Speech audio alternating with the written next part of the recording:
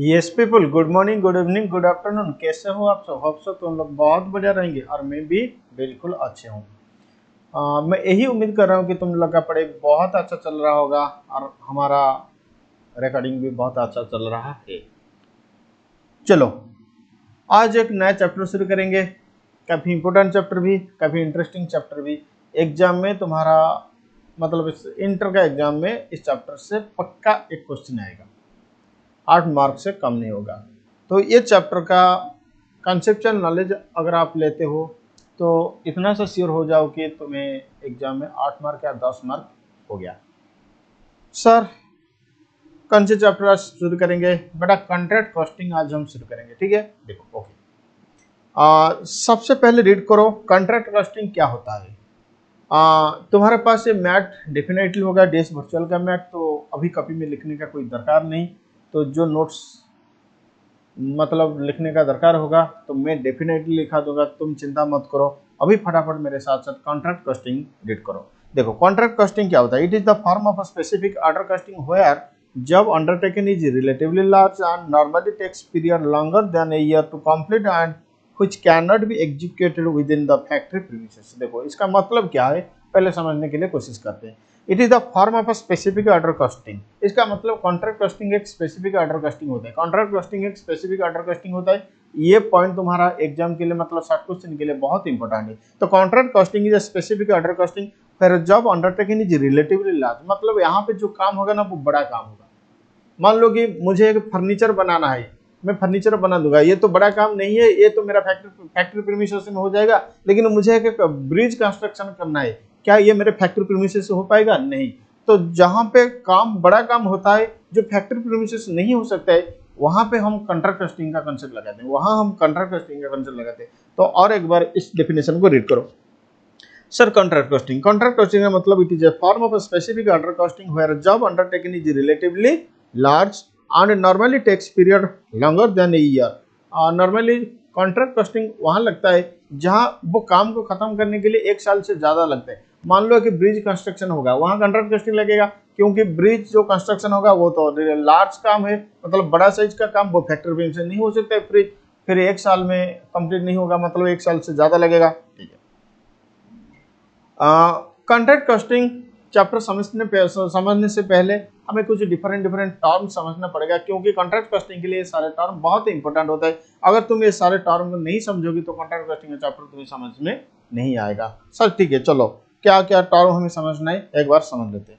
Work certified, देखो जब तुम काम करोगे, मान लो कि तेरे और मेरे बीच में एक कॉन्ट्रैक्ट फिक्स हुआ कि मैं तेरे लिए एक ब्रिज बनाऊंगा, तो मैं ब्रिज बनाऊंगा, फिर ब्रिज बनाने के बाद तुम आओगे, वेरीफाई करोगे, सर्टिफाई करके दोगे हाँ इतना काम हो चुका है, इतना यहाँ तक काम जो हुआ है वो हमें सेटिस्फाइड है। तो इसका मतलब जब कॉन्ट्रैक्टर काम करेगा, कॉन्ट्रैक्ट एक लोग मतलब इंस्पेक्टर भेजेगा, वो चेक करेगा, चेक करने के बाद उसको एक सर्टिफिकेट देगा।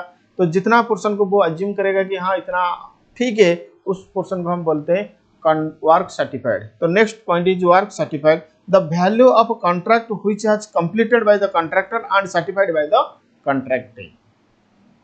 देखो, वर्क सर्टिफाइड के लिए तुम वैल्यू यूज करना, ठीक है, लेकिन ऑन सर्टिफाइड के लिए हमें कॉस्ट यूज करेंगे। इसका मतलब वैल्यू और कॉस्ट के बीच में डिफरेंस क्या है? वैल्यू मतलब सेलिंग प्राइस में, रेवेन्यू टर्म में, कॉस्ट मतलब कॉस्ट में। तो हमेशा सर्टिफाइड के लिए वैल्यू यूज होगा। वैल्यू का मतलब in the terms of revenue, in the terms of revenue. तो वर्क सर्टिफाइड का मतलब होता है the value of a contract which is completed by the contractor and certified by the contractee. फिर work uncertified, work uncertified का मतलब contractor काम कर चुका है लेकिन सर्टिफाइड नहीं हुआ है कॉन्ट्रैक्ट के द्वारा, ठीक है। इसका मतलब है मेरे स्टॉक के जैसे, तो स्टॉक हमेशा कॉस्ट में वैल्यूएशन होगा, तो इसीलिए वर्क अनसर्टिफाइड हमेशा कॉस्ट में वैल्यूएशन होगा, वर्क सर्टिफाइड हमेशा रेवेन्यू टर्म में वैल्यूएशन होगा। इस पॉइंट को भूलना मत। तो वर्क अनसर्टिफाइड का मतलब work done, work which has been carried out by the contractor but has not been certified by the contractee. फिर उसके बाद रिटेंशन मनी, देखो मान लो 10 लाख का कॉन्ट्रैक्ट था, मैंने 5 लाख का सर्टिफाई किया, इसका मतलब मुझे 5 लाख देना है। हाँ, फिर 5 लाख से मैं बोलूंगा कि मुझे 20% रिटेंशन मनी रखना है, फिर 80% पेमेंट करना है। क्यों? क्योंकि देखो एक सिंपल बात है, मान लो पूरा कॉन्ट्रैक्ट 10 लाख का, ठीक है, 5 लाख तक काम हो चुका है, ठीक है, तो 5 लाख तक काम हो चुका है, मैंने सर्टिफाई किया 5 लाख का। हो सकता है पैसा देने के बाद काम में कुछ डिफेक्ट होता, वो आएगा सामने, तो उस वक्त मैं बोलूंगा कि चलो ये डिफेक्ट तुम रेक्टिफाई करो। तुम तो रेक्टिफाई नहीं करोगे क्योंकि पैसा लेने के बाद तुम चले जाओगे, तो इसीलिए मैं पूरा का पूरा 5 लाख तुम्हें पेमेंट नहीं करूंगा। मैंने बोला कि चलो इसके ये 5 लाख से तुम 80% ले लो, बाकी 20% में रिजर्व मतलब रिटर्न कर रहा हूँ, इसको 1 साल बाद पे कर दूंगा। जब मैं देखूंगा कि हाँ इसमें डिफेक्ट नहीं आ रहे तो तुम्हारा 20% में पे कर दूंगा। तो जितना परसेंट में होल्ड करूंगा पेमेंट, हमेशा रिटेंशन मनी वर्क सर्टिफाइड से आता है, क्योंकि मैंने वर्क सर्टिफाइड कितना किया 5 लाख, फिर 5 लाख से 5 लाख में तुम्हें अभी पेमेंट नहीं करूंगा, 5 लाख से 80%, मान लो सपोज एग्जांपल, मान लो 80% में अभी पेमेंट करूंगा तो 20% में रिटर्न करूंगा ना। तो ये जो 20% मैंने रखा है ये वर्क सर्टिफाइड का पोर्शन, तो वर्क सर्टिफाइड का पोर्शन जितना पेमेंट नहीं हुआ, वर्क सर्टिफाइड का पोर्शन जितना पेमेंट नहीं हुआ उसको कहते हैं रिटेंशन मनी। उसको क्या कहते हैं? Retention money. तो देखो retention money it is the part of work certified, very good बेटा, it is the part of work certified which is retain by the contractee. इसका मतलब रिटेंशन मनी हमेशा वर्क सर्टिफाइड का पार्ट बनेगा, retention money हमेशा work certified का part बनता है, ठीक है। फिर देखो कॉस्ट प्लस कॉन्ट्रैक्ट। देखो कॉस्ट प्लस कॉन्ट्रैक्ट का मतलब कॉन्ट्रैक्ट दो प्रकार का, कॉन्ट्रैक्ट दो प्रकार का, एक होता है कॉस्ट प्लस कॉन्ट्रैक्ट और एक होता है फिक्स्ड प्राइस कॉन्ट्रैक्ट, ठीक है। मान लो तेरे और मेरे बीच में एक कॉन्ट्रैक्ट हुआ कि मैं तेरे लिए एक बिल्डिंग बनाऊंगा, ठीक है, फिर हमारे बीच में यही एग्रीमेंट हुआ कि बिल्डिंग के लिए तुम मुझे 10 लाख पेमेंट करोगे। इसका मतलब ये जो कॉन्ट्रैक्ट हमारे बीच में हुआ इसके लिए मुझे काम करना है, तुम मुझे कितना पेमेंट करोगे? 10 लाख। इसका मतलब ये हो गया हमारा फिक्स्ड प्राइस कॉन्ट्रैक्ट। कौन सा कॉन्ट्रैक्ट? Fixed price contract. चलो मान लो तुम्हारे और मेरे बीच में और एक कॉन्ट्रैक्ट हुआ कि मैं तेरे लिए एक ब्रिज बनाऊंगा, ठीक है। मैंने बोला कि चलो ठीक है मुझे तो ब्रिज बनाना है, तुम मुझे कितना पेमेंट करोगे? तुम बोलोगे कि चलो मैं तुम्हें कुछ कांस्टेंट अमाउंट मतलब फिक्स्ड अमाउंट पेमेंट नहीं करूंगा, जो तुम्हारा खर्चा होगा, जितना भी तुम्हारा खर्चा होगा, खर्चे के साथ मैं 20% ऐड करके दे दूंगा। अब बोले सर 20% क्यों? क्योंकि 20% मेरा प्रॉफिट होगा। तो अब इस मतलब ये जो कॉन्ट्रैक्ट है इस कॉन्ट्रैक्ट में मुझे कितना पैसा मिलेगा, कोई फिक्स्ड अमाउंट मिलेगा क्या? नहीं, क्योंकि मेरा जितना खर्चा होगा खर्चे के साथ 20% एक्स्ट्रा मुझे मिलेगा। मान लो कि मेरा 10 लाख खर्चा हुआ तो मुझे मिलेगा कितना? 10 लाख प्लस 20%, 10 लाख का 20% 2 लाख, तो मुझे मिलेगा 12 लाख।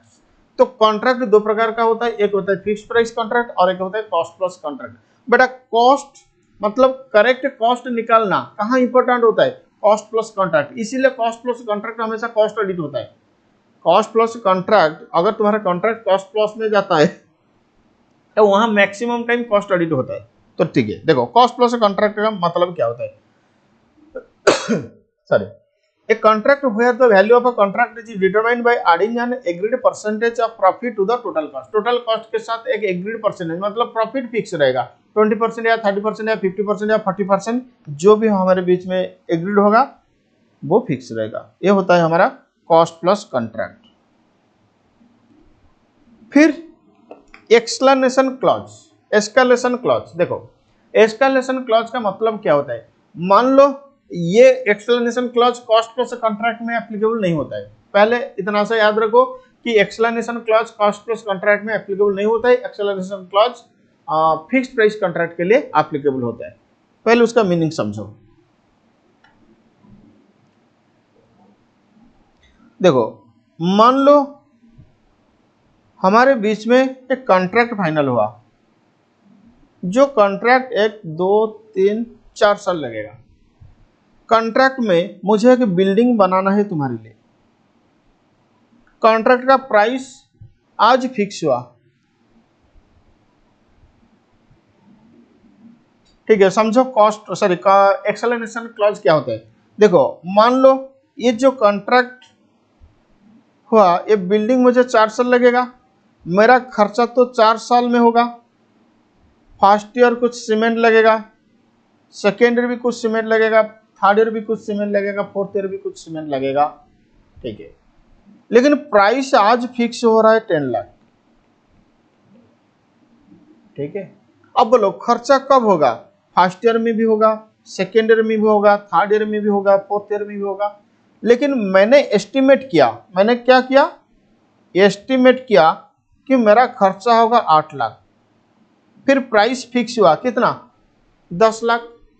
तो मैंने सोचा कि चलो 4 साल में मेरा कितना प्रॉफिट होगा? 2 लाख का प्रॉफिट होगा।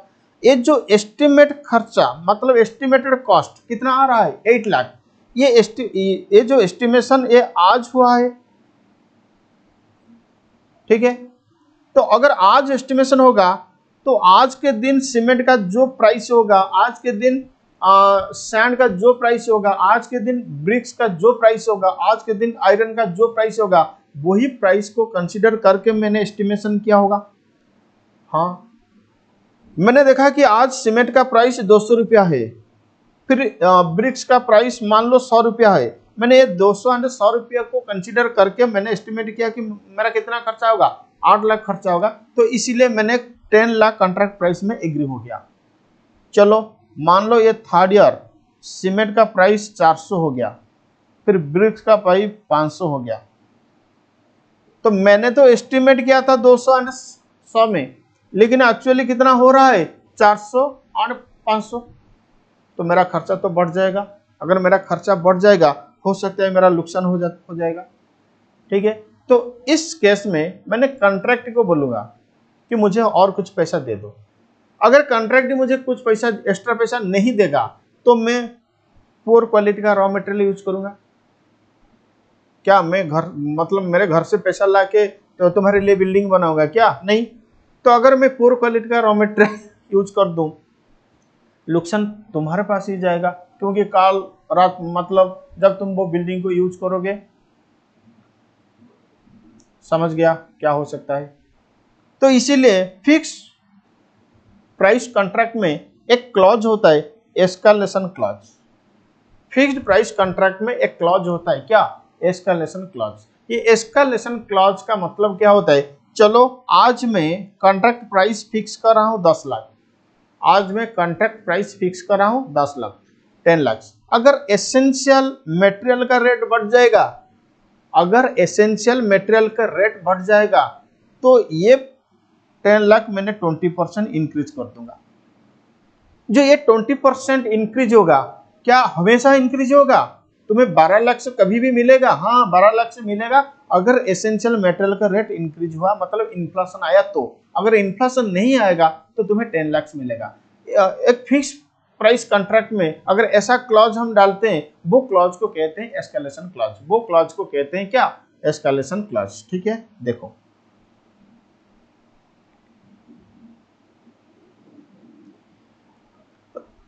एस्केलेशन क्लॉज का मतलब क्या होता है? A clause in a contract where which empowers a contractor to revise the price of the contract in case of increase in the prices. Bracket में लिख सकते हो इन्फ्लेशन। अगर इन्फ्लेशन आएगा, मतलब ज्यादा इन्फ्लेशन आ जाता है, तो कॉन्ट्रैक्टर को हम कुछ पैसा एक्स्ट्रा देते हैं by virtue of escalation clause, ठीक है। क्योंकि कॉन्ट्रैक्ट के लिए एग्रीमेंट होता है, एग्रीमेंट में अगर एक्सप्लेनेशन क्लॉज नहीं होगा तो काल जाके कॉन्ट्रैक्टर अगर बोलेगा कि नहीं मुझे मैं पैसा नहीं दूंगा, तो कॉन्ट्रैक्टर कुछ नहीं कर सकता है। तो इसीलिए जब एग्रीमेंट होता है, एग्रीमेंट में एक क्लॉज हम डालते हैं, एस्केलेशन क्लॉज। फिर देखो सब कॉन्ट्रैक्ट। सब कॉन्ट्रैक्ट का मतलब क्या हुआ? मैंने कॉन्ट्रैक्ट लिया, फिर तुम्हें कॉन्ट्रैक्ट में दे दिया। मान लो तुम्हारा बिल्डिंग होगा, तुमने मुझे कॉन्ट्रैक्ट में दे दिया कि चलो मुझे बिल्डिंग बनाना है तुम्हारे लिए। फिर मैं खुद बिल्डिंग नहीं बनाऊंगा, मैंने और किसी को दे दिया, ठीक है। मान लो तेरे और मेरे बीच में 10 लाख का कॉन्ट्रैक्ट फाइनल हुआ, मैं और किसी को दे दिया 9 लाख में, 9 लाख में। तो ये जो प्रोसीजर होता है इसको कहते हैं सब कॉन्ट्रैक्ट। रीड कर दो बस, ये थियोरेटिकल पॉइंट के लिए इंपॉर्टेंट, मतलब थियोरेटिकल क्वेश्चन के लिए इंपॉर्टेंट, इसका प्रैक्टिकल इंप्लीकेशन नहीं होगा। देखो सब contract usually of A part of the work is another essential feature which we frequently come across in the contract work. First step, subcontracting may be necessary under the following circumstances. हाँ, फिर सब contracting मतलब part of work मैंने और किसी को assign किया, वो उसको कहते हैं सब कॉन्ट्रैक्टिंग। कभी कभी सब कॉन्ट्रैक्टिंग की जरूर होता है, क्यों? मान लो मैंने जो कॉन्ट्रैक्ट लिया उसमें कुछ स्पेशलाइज्ड काम है, जो स्पेशलाइज्ड काम मैं नहीं कर सकता हूँ, तो वो स्पेशलाइज्ड काम को मुझे और किसी को देना है कि हाँ चलो तुम मेरे लिए वो स्पेशलाइज्ड वर्क कर दो, ठीक है। ये प्रोसीजर को कहते हैं सब कॉन्ट्रैक्ट। रीड करो, work of a specialised nature, underline the word specialised nature. अगर स्पेशलाइज्ड नेचर का काम होगा तो डेफिनेटली उधर सब कॉन्ट्रैक्ट ही आएगा। It may be advantages to get a part और component from outside if it is costed to manufacture it. अगर तुम सोचते हो कि अगर तुम मैन्युफैक्चरिंग करोगे तो तुम्हारे लिए ज़्यादा कॉस्ट आ जाएगा, जो इस एरिया में एफिशिएंट या एक्सपर्ट अगर वो लोग काम करेंगे तो कॉस्ट थोड़ा कम हो जाएगा, तो उस वक्त तुम्हें सब कॉन्ट्रैक्ट में वो काम को किसी और को देना चाहिए। चलो, ये हो गया सब कॉन्ट्रैक्ट। नेक्स्ट हम रीड करते हैं surveyor's certificate and retention money. Already मैं बता चुका हूँ या एक्सप्लेन कर चुका हूँ कि तुम काम करोगे, काम करने के बाद सर्वेयर आएगा, सर्वेयर सर्टिफाई करेगा कि हाँ इतना काम हो चुका है, हम एग्री हो रहे हैं कि इतना काम हो चुका है, इतने के लिए हमें पैसा दे देंगे। तो वो होता है वर्क सर्टिफाइड। वर्क सर्टिफाइड के लिए सर्वेयर एक सर्टिफिकेट देगा, उसको कहते हैं सर्वेयर सर्टिफिकेट। क्या कहते हैं? Surveyor certificate. फिर उसके बाद सर्वेयर मान लो कि 5 लाख के लिए सर्टिफाइड किया, तो तुम्हें 5 लाख पेमेंट नहीं करेगा, 5 लाख का कुछ पोर्शन वो रिटर्न करेगा, फिर कुछ पोर्शन पेमेंट करेगा, मतलब मेजोरिटी पोर्शन 70 या 80% पेमेंट कर देता है, फिर 20% रिटर्न रखता है। तो इसको कहते हैं रिटेंशन मनी, बस इसको रिटर्न करने का रिटेंशन मनी का ऑब्जेक्टिव क्या होता है? अगर काल कुछ डैमेज आएगा या कुछ डिफॉल्ट आएगा, वो कॉन्ट्रैक्टी वो रिटेंशन मनी से रिपेयर करेगा, फिर बैलेंस पेमेंट पैसा तुम्हें पेमेंट कर देगा। चलो next read defective work. Defective work क्या होता है? देखो, defective work will not evidently be paid for by the contractee, but the cost of such defective work should be charge to the contract account. देखो, defective work का मतलब मैं contractor, तुम कॉन्ट्रैक्टी, मैंने काम किया, कुछ डिफेक्ट हुआ। क्या डिफेक्ट जो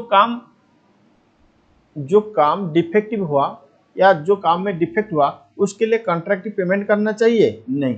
अगर कॉन्ट्रैक्ट से पॉइंट ऑफ व्यू से अगर कुछ डिफेक्ट होगा तो उसके लिए कॉन्ट्रैक्ट कंपेंसेशन पेमेंट करेगा, लेकिन कॉन्ट्रैक्टर पॉइंट ऑफ व्यू से अगर कुछ डिफेक्ट होगा तो जनरली कॉन्ट्रैक्ट में कॉन्ट्रैक्टर का ही डिफेक्ट होता है, तो इसीलिए कॉन्ट्रैक्टर का नुकसान होगा, उसके लिए कॉन्ट्रैक्ट पेमेंट नहीं करेगा। तो इसीलिए डिफेक्टिव वर्क का कॉस्ट कॉन्ट्रैक्ट अकाउंट्स को डेबिट होगा, लेकिन उसके लिए कॉन्ट्रैक्ट से कुछ पैसा नहीं मिलेगा। देखो, रीड करो, defective work will not evidently be paid for by the contractee, but the cost of such defective work should be charge to the contract account. Sometimes rectification of the defective work is required to be made at the contractor's cost. अगर defective work को rectify करने से वो अच्छा हो जाएगा तो rectify करने के लिए जो भी खर्चा होगा कौन करेगा? कॉन्ट्रैक्टर ही करेगा, क्योंकि यह डिफेक्ट होना कॉन्ट्रैक्टर का default. The cost of such rectification should also be charge to the contract account but shown separately, क्योंकि ये एक्स्ट्राऑर्डिनरी आइटम होता है।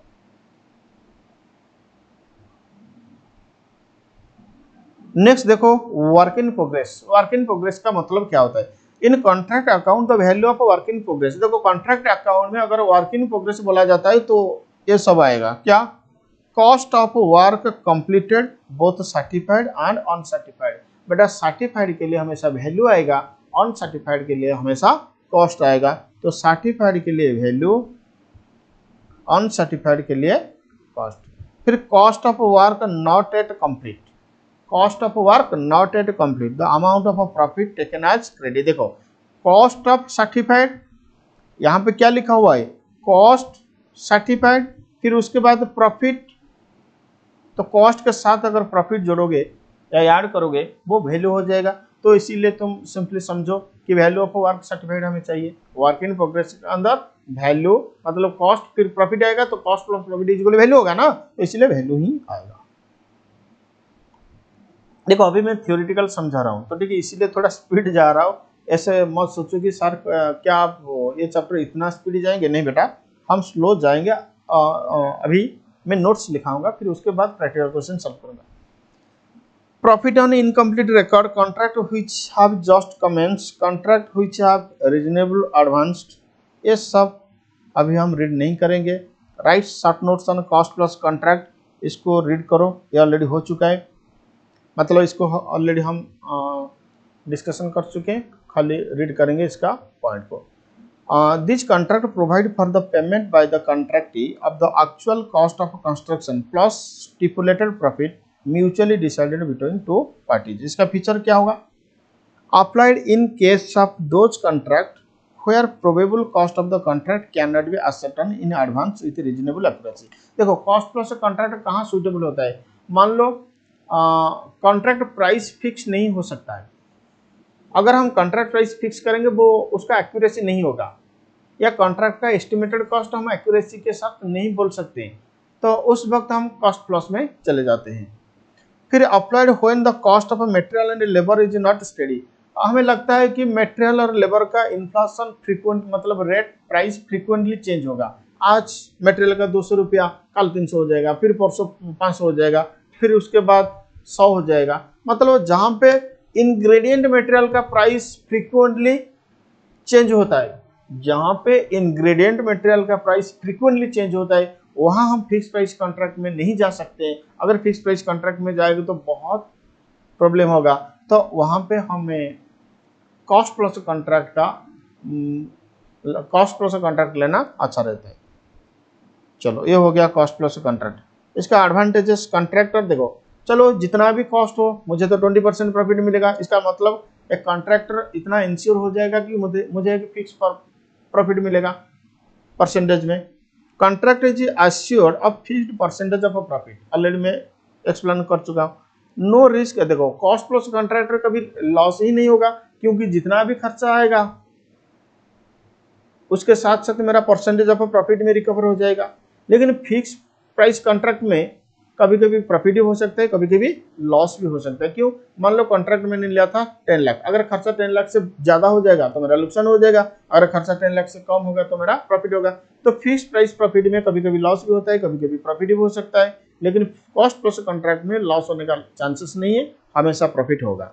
तो no risk of incurring any losses on the contract. Useful when the work done is not definitely fixed at the time of making estimate.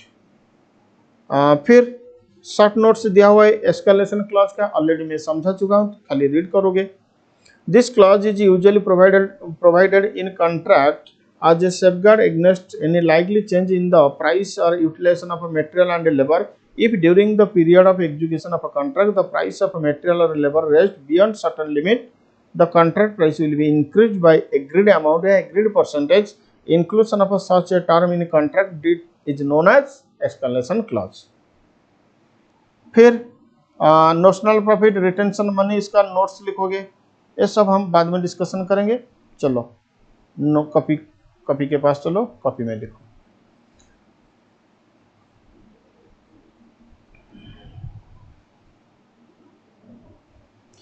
लिखो, सबसे पहले लिखो what is contract,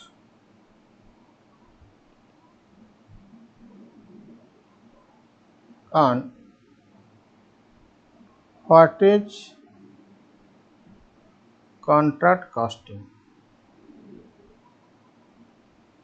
बेटा कॉन्ट्रैक्ट क्या होता है, कॉन्ट्रैक्ट कॉस्टिंग क्या होता है? तो पहले लिखो कॉन्ट्रैक्ट क्या होता है। देखो contract refers to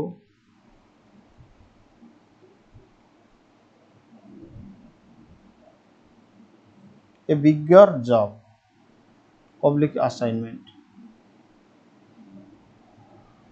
Contract refers to a bigger job oblique assignment oblique work order.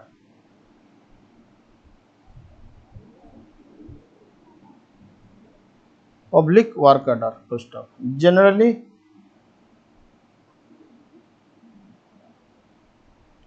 a contract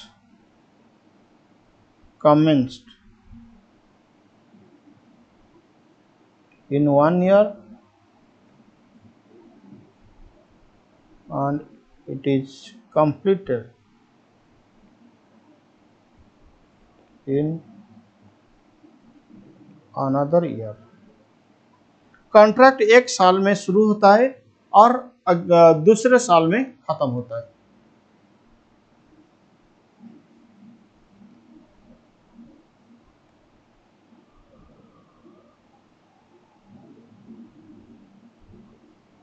In case of a contract, the work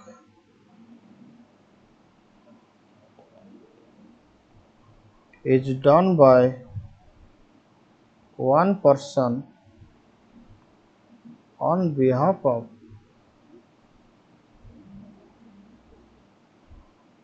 other person. एक पर्सन काम कर रहा है किसी दूसरे पर्सन के लिए।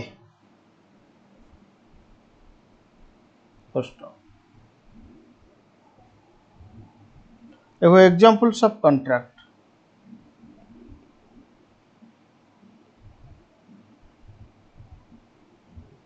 कॉन्ट्रैक्ट का कुछ एग्जाम्पल लिखो। Construction of a building,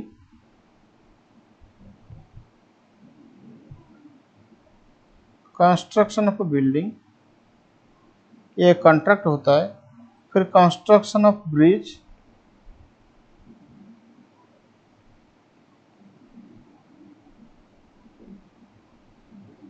construction of a road,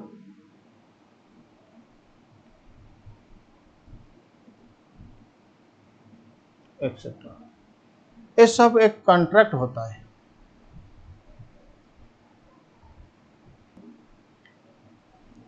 next लिखो कॉन्ट्रैक्ट कॉस्टिंग क्या होता है।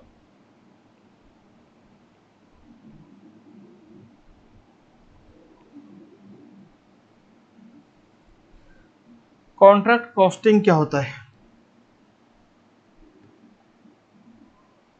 देखो कॉन्ट्रैक्ट कॉस्टिंग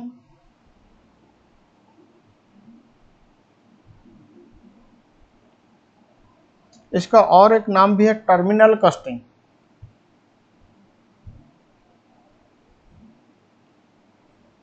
कॉन्ट्रैक्ट कॉस्टिंग और terminal costing refers to a method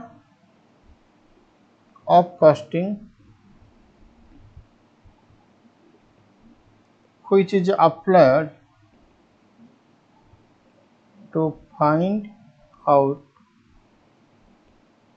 the cost oblique profit of a contract। एक कॉन्ट्रैक्ट का कॉस्ट निकालने के लिए और एक कॉन्ट्रैक्ट का प्रॉफिट निकालने के लिए जो मेथड्स ऑफ कॉस्टिंग हम लगाते हैं उसको कहते हैं कॉन्ट्रैक्ट कॉस्टिंग या टर्मिनल कॉस्टिंग। क्योंकि टर्मिनल कॉन्ट्रैक्ट कॉस्टिंग का दूसरा नाम होता है टर्मिनल कॉस्टिंग। ठीक है, नेक्स्ट लिखो फीचर्स ऑफ कॉन्ट्रैक्ट कॉस्टिंग।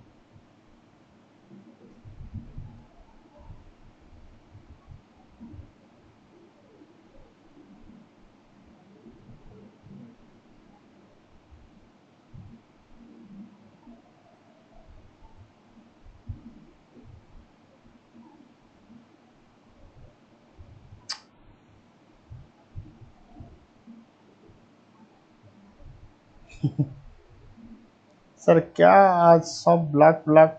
हाँ बेटा आज सब ब्लैक ब्लैक, बैकग्राउंड भी ब्लैक, ड्रेप कलर मतलब साइड भी ब्लैक। चलो कॉन्ट्रैक्ट कॉस्टिंग का फीचर्स हम देखेंगे। पहले लिखो पार्टीज इन्वॉल्व। बेटा कॉन्ट्रैक्ट में दो पार्टी होते हैं। एक कॉन्ट्रैक्ट में दो पार्टी होते हैं, एक होता है कॉन्ट्रैक्टर और एक होता है कॉन्ट्रैक्टी। एग्रीमेंट कॉन्ट्रैक्टर और कॉन्ट्रैक्ट के बीच में होता है। एग्रीमेंट कॉन्ट्रैक्टर एंड कॉन्ट्रैक्ट के बीच में होता है। तो कॉन्ट्रैक्ट में दो पार्टी इन्वॉल्व होते हैं, एक होते हैं कॉन्ट्रैक्टर और एक होता है कॉन्ट्रैक्टी। ठीक है,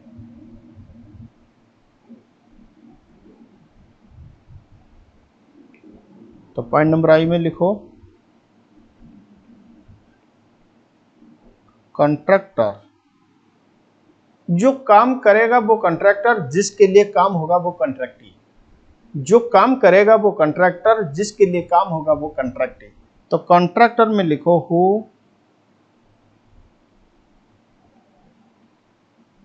undertakes and execute the work under a contract.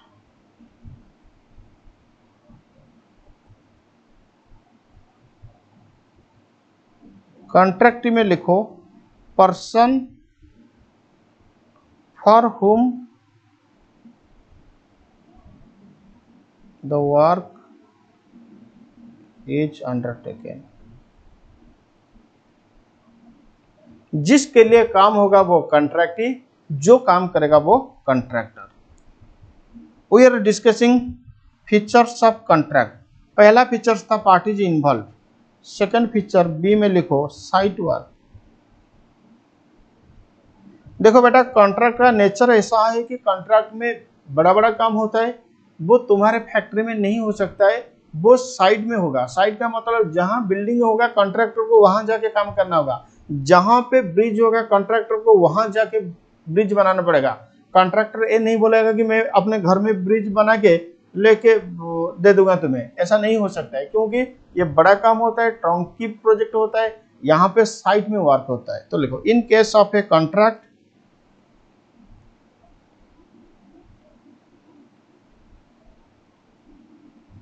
major part of work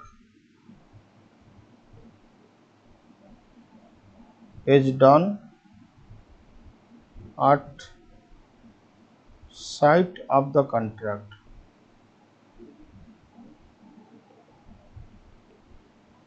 तीसरा फीचर लिखो डायरेक्ट एक्सपेंसेस।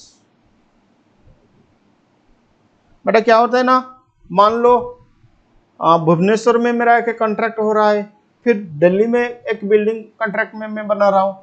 क्या मैं सीमेंट खरीदूंगा, कुछ सीमेंट भुवनेश्वर सेंड करूंगा, कुछ सीमेंट दिल्ली सेंड करूंगा? नहीं, दिल्ली में जो काम होगा उसके लिए सीमेंट दिल्ली से खरीदा होगा, भुवनेश्वर में जो काम होगा उसके लिए सीमेंट भुवनेश्वर से खरीदा होगा। मतलब कॉन्ट्रैक्ट में मेजोरिटी आइटम्स डायरेक्ट होता है, मेजोरिटी जो भी खर्चा होता है ये कॉन्ट्रैक्ट के लिए डायरेक्ट होता है। डायरेक्ट एक्सपेंसेस का मतलब क्या था, जो एक्सक्लूसिवली किसी काम के लिए, मतलब किसी प्रोडक्ट के लिए होगा, उसको कहते हैं डायरेक्ट एक्सपेंस। लिखो most of the expenses incurred, copy में लिखो most of the expenses incurred by the contractor are relatable to the site and are considered as direct.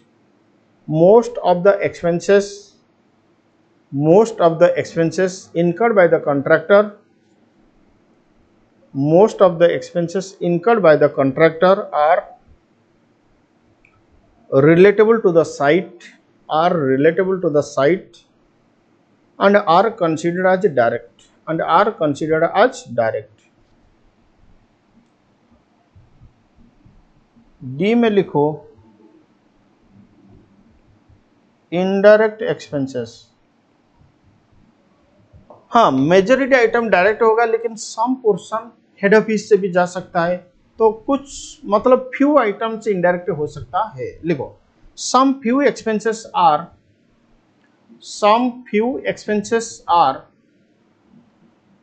relatable to the contract, some few expenses are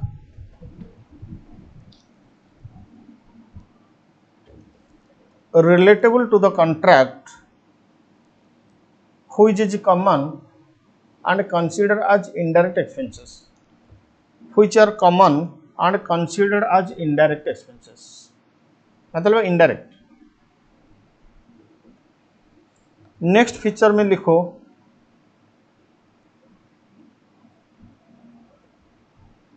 separate accounts. देखो हर contract के लिए separate accounts हम बनाएंगे। Contract number 1 के लिए contract number 1 account, मतलब contract accounts for contract number 1। Second contract के लिए contract accounts for contract number 2। Third contract के लिए contract accounts for contract number 3। मतलब हर कॉन्ट्रैक्ट के लिए सेपरेट अकाउंट्स हम बनाएंगे। तो लिखो ए separate account is maintain for each contract. A separate accounts is maintained for each contract।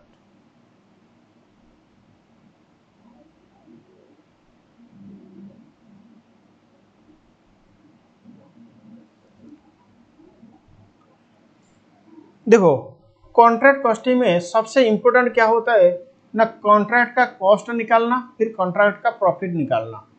ठीक है, तो जब कॉन्ट्रैक्ट का कॉस्ट निकालेंगे, हम कॉस्ट को कुछ मेजर हेड में भाग करेंगे। मतलब मटेरियल, कॉन्ट्रैक्ट में जो भी मटेरियल खर्चा होगा उसका हेड रहेगा, मेजर हेड क्या रहेगा, डायरेक्ट मटेरियल। कॉन्ट्रैक्ट में जो भी लोग काम करेंगे उसका खर्चा को हम डायरेक्ट लेबर बोलेंगे। फिर जो भी डायरेक्ट एक्सपेंसेस होगा उसको हम डायरेक्ट एक्सपेंसेस के हेड में कंसीडर करेंगे। फिर जो मशीन लगेगा उसका डिप्रिसिएशन के हेड में कंसीडर होगा। मतलब कुछ मेजर हेड होगा जिस हेड में हम कॉन्ट्रैक्ट कॉस्ट असर्टेन करेंगे। तो नेक्स्ट कंसेप्ट लिखो, what are the major head under which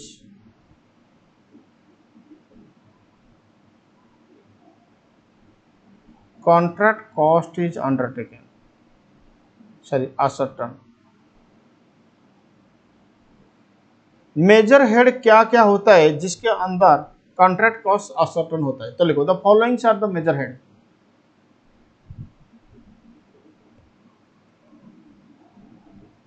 the followings are the major head. देखो बेटा, अगर तुम्हें क्लास स्पीड लग रहा है तो तुम हमारा जो YouTube में अगर तुम देख रहे हो तो YouTube में स्लो स्पीड करने का एडजस्टमेंट ऑप्शन है। अगर तुम मेरे मोबाइल एप्लीकेशन में क्लास देख रहे हो तो वहाँ पे भी एडजस्टमेंट करने का ऑप्शन है। अगर तुम लैपटॉप या पेन ड्राइव में देख रहे हो तो वहाँ पे भी एडजस्टमेंट करने का ऑप्शन है। तुम अकॉर्डिंगली एडजस्ट करो, तुम्हें कितना स्पीड नॉर्मल लगेगा। अगर तुम्हें लगता है कि मैं आज स्पीड पढ़ाता हूँ तो तुम स्लो कर दो। अगर तुम्हें लगता है कि नहीं मुझे और स्पीड चाहिए तो स्पीड कर दो, कोई बात नहीं। ठीक है, चलो लिखो, the followings are the major head. Direct material, फटाफट लिखो। Point number b, direct labour. ये सब कॉन्ट्रैक्ट कॉस्ट असर्टेन करने का मेजर हेड होता है। Direct material, direct labour, direct expenses, फटाफट लिखो। Direct material, direct labour, direct expenses, फिर डेप्रिसिएशन, फिर cost of extra work, head office expenses. Direct material, direct labour, direct expenses, depreciation, cost of extra work, head office expenses। Next लिखो cost of defective work. Next लिखो cost of defective work. तो एक contract में जो भी खर्चा होगा वो खर्चों को हम कलेक्शन करेंगे इस हेड में। तो पहले लिखो डायरेक्ट मटेरियल का हेड। देखो direct material,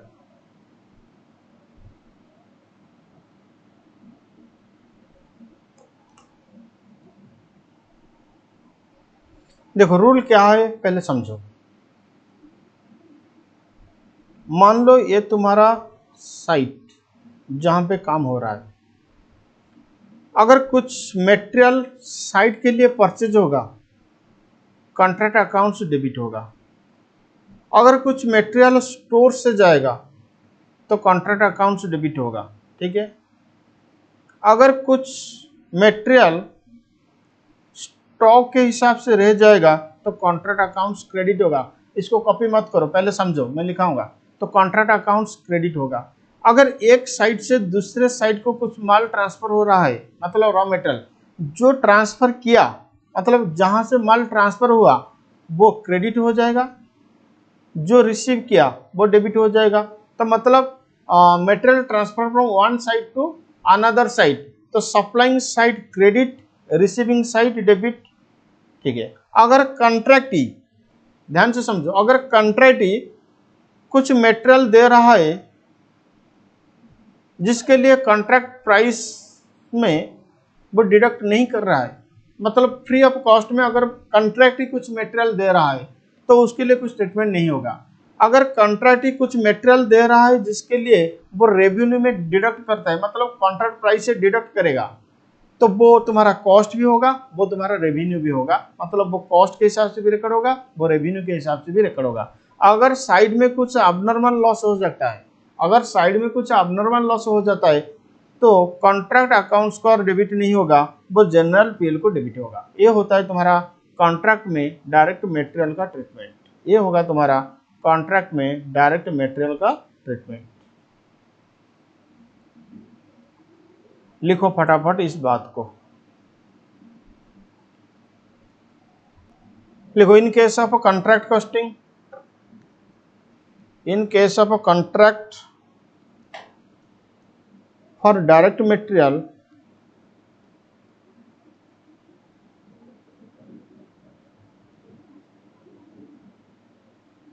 following points are relevant। Contract accounts में या कॉन्ट्रैक्ट कॉस्टिंग में डायरेक्ट मटेरियल के लिए ये सारे पॉइंट्स बहुत relevant. Point number A,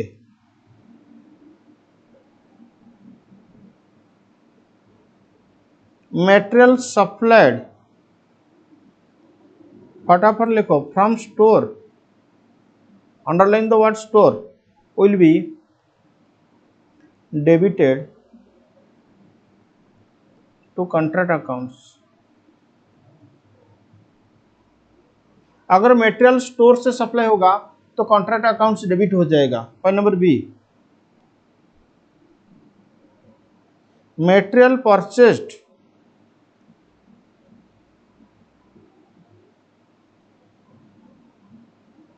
for site will be debited to contract accounts। Side में जो भी मटेरियल परचेज होगा कॉन्ट्रैक्ट अकाउंट्स वो मटेरियल परचेज के लिए डेबिट हो जाएगा। Point number c, if material is transferred from one site to another site, then देखो मटेरियल ट्रांसफर हो रहा है वन साइट से अनदर साइट से। क्या बेटा अकाउंट्स में डिपार्टमेंटल में इंटर डिपार्टमेंटल ट्रांसफर पढ़े हो? हाँ सर, इंटर डिपार्टमेंटल ट्रांसफर का कंसेप्ट में क्या हुआ था, जो सप्लाइंग डिपार्टमेंट उसका क्रेडिट हो रहा था, जो रिसीविंग डिपार्टमेंट उसका डेबिट हुआ था। बस सेम प्रिंसिपल लगेगा कॉन्ट्रैक्ट कॉस्टिंग में। जो साइट सप्लाई करेगा उसका कॉन्ट्रैक्ट अकाउंट्स क्रेडिट हो जाएगा, जो साइट रिसीव करेगा उसका कॉन्ट्रैक्ट अकाउंट्स डेबिट हो जाएगा। देन सप्लाइंग साइट, तुम मेरे हैंड राइटिंग और मेरे स्पेलिंग मत देखो क्योंकि आज मेरे अंदर जोश है, मैं आज ये कॉन्ट्रैक्ट कॉस्टिंग खत्म कर दूंगा। तो then supplying site will be credited and receiving site will be debited. Supplying side credit हो जाएगा, रिसीविंग साइड डेबिट हो जाएगा। पॉइंट नंबर डी, देखो if contract has supplied material, if contractee has supplied material, if contractee has supplied material without affecting the contract price, without affecting the contract price, then there will be no treatment for such, then there will be no treatment for such।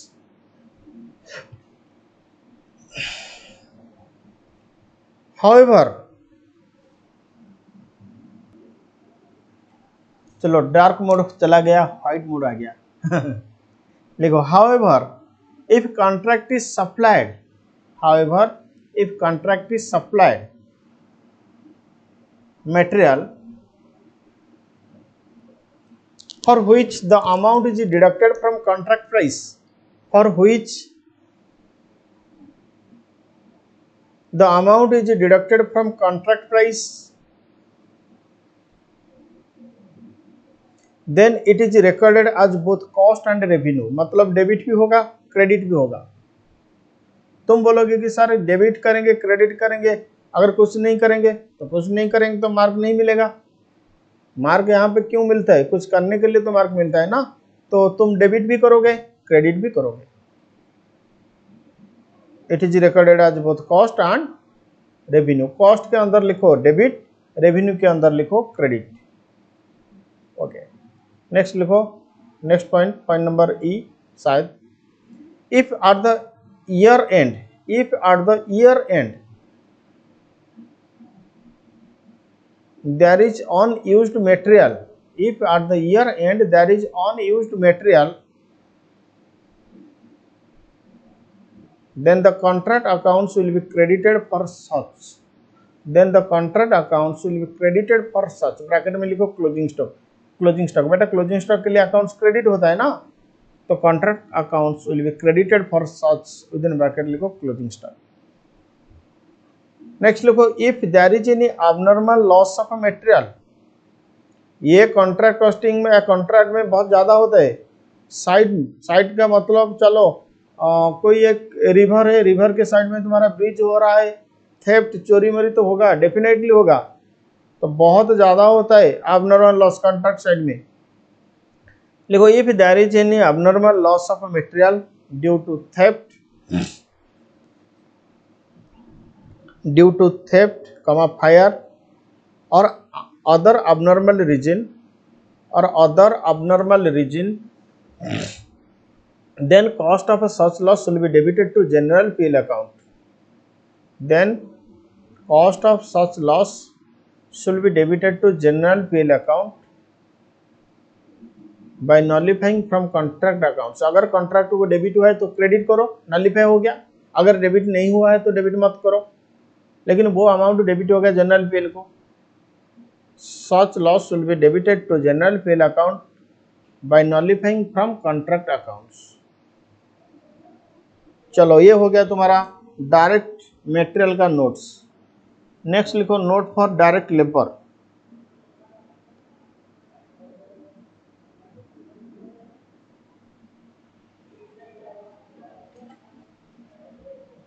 देखो वो contract में जितना labour appointment हुए हैं उनका wages वो contract accounts को debit होगा, बस और कुछ नहीं। एक कॉन्ट्रैक्ट में जितना भी लेबर अपॉइंट हुए हैं उनका वेजेस वो कॉन्ट्रैक्ट के लिए व कॉन्ट्रैक्ट अकाउंट्स को डेबिट हो जाएगा। लिखो labour actually employed at the contract site, labour actually employed at the contract site, labour actually employed at the contract site is regarded as direct labor cost for the contract, is regarded as direct labor cost for the contract, hence contract accounts will be debited, hence contract accounts will be debited।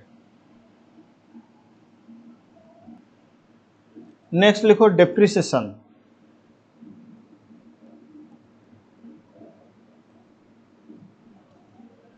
next लिखो depreciation। देखो एक contract में जो भी machine use होगा उसका depreciation contract को debit होगा। एक कॉन्ट्रैक्ट में जो भी मशीन यूज होगा उसका डेप्रिसिएशन कॉन्ट्रैक्ट को डेबिट होगा। डेप्रिसिएशन कैलकुलेशन करने के लिए हमारे पास दो तरीका होगा। डेप्रिसिएशन कैलकुलेशन करने के लिए हमारे पास दो तरीका होगा। देखो मान लो एक साल मैंने एक मशीन यूज किया, बिगनिंग में वो मशीन का वैल्यू 30,000 था, एंड में वो मशीन का वैल्यू 25,000, मतलब डेप्रिसिएशन कितना 5,000। ठीक है, नहीं तो मैंने बोला कि 30% 30,000 का 10% सपोज डेप्रिसिएशन तो 3,000। तो डेप्रिसिएशन रेट अगर दिया हुआ है तुम डायरेक्टली रिकॉर्ड करो। डेप्रिसिएशन कैसे रिकॉर्ड होगा, देखो ये मान लो तुम्हारा कॉन्ट्रैक्ट अकाउंट्स टू डेप्रिसिएशन तुम रिकॉर्ड करोगे 5,000 सपोज, नहीं तो टू मशीन 30,000 बाय मशीन 25,000, तो इनडायरेक्टली 5,000 डेबिट हो रहा है ना।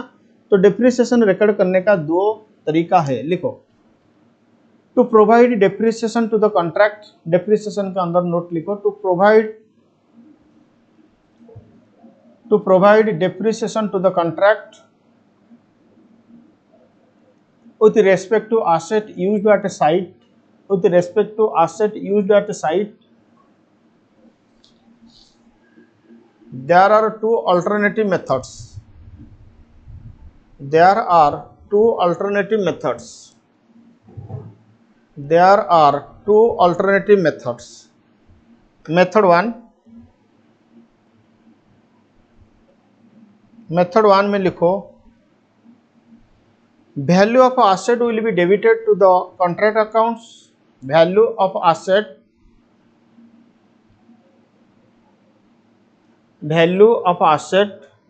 at the beginning, value of asset at the beginning beginning में जितना वैल्यू था will be debited to the contract accounts and value of asset at the end and value of asset at the end bracket में लिखो WDV, and में जो value होता है उसको WDV कहते हैं।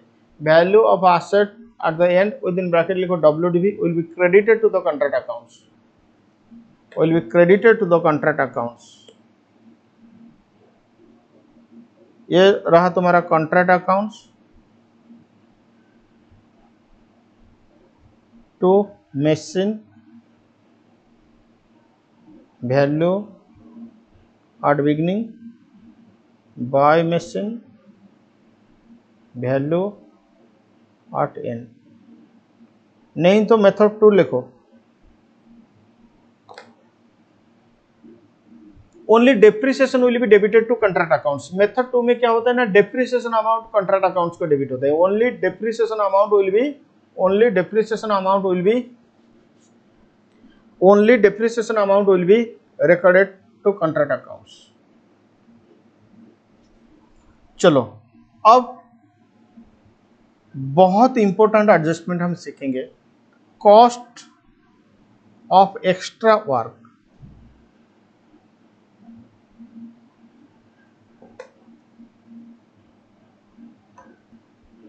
देखो एक्स्ट्रा वर्क का मतलब क्या होता है, मान लो हमारे बीच में कॉन्ट्रैक्ट हुआ था बिल्डिंग बनाने के लिए, ठीक है। फिर कॉन्ट्रैक्टर सोचा ये तुम्हारा मेन रोड था, यहां पे बिल्डिंग हम बनाए थे, मैं कॉन्ट्रैक्टर हूं। फिर मैंने सोचा कि जो मेरा क्लाइंट है ना वो मेन रोड से बिल्डिंग तक कैसे आएगा। मैंने क्या किया ना, एक रोड बना दिया। ये रोड कॉन्ट्रैक्ट में नहीं था, तो ये जो रोड में बनाऊंगा उसके लिए मेरा तो कुछ खर्चा होगा ना, इसको कहते हैं कॉस्ट ऑफ एक्स्ट्रा वर्क, इसको कहते हैं कॉस्ट ऑफ एक्स्ट्रा वर्क। तो जब मैं कॉन्ट्रैक्ट अकाउंट्स बनाऊंगा cost of extra work debit हो जाएगा कॉन्ट्रैक्ट को, क्योंकि मैंने तो कॉन्ट्रैक्ट के लिए खर्चा किया ना। फिर कॉन्ट्रैक्ट की वो एक्स्ट्रा वर्क के लिए कुछ पैसा दे सकता है, नहीं भी दे सकता है। वो बोलेगा तुम्हें कौन बोला था कि रोड बनाने के लिए, मैं रोड के लिए कुछ पैसा नहीं दूंगा, जाओ। हाँ, अगर कॉन्ट्रैक्ट एग्री होगा तो कुछ एक्स्ट्रा पैसा दे देगा, वो कॉन्ट्रैक्ट को क्रेडिट हो जाएगा रेवेन्यू के हिसाब से। अगर वो एग्री नहीं होगा कि नहीं मैं कुछ पैसा नहीं दूंगा, वो क्रेडिट नहीं होगा, लेकिन डेबिट ऑलवेज होगा। लिखो कॉस्ट ऑफ एक्स्ट्रा वर्क में लिखो the cost of extra work, the cost of extra work payable by the contractee, the cost of extra sorry, और एक बार फिर से लिखो, cost of extra work shall be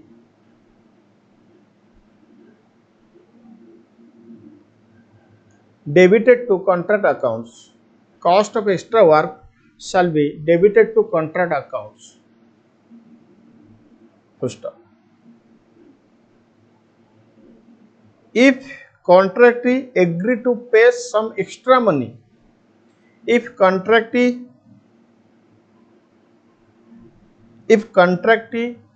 agree to pay some extra money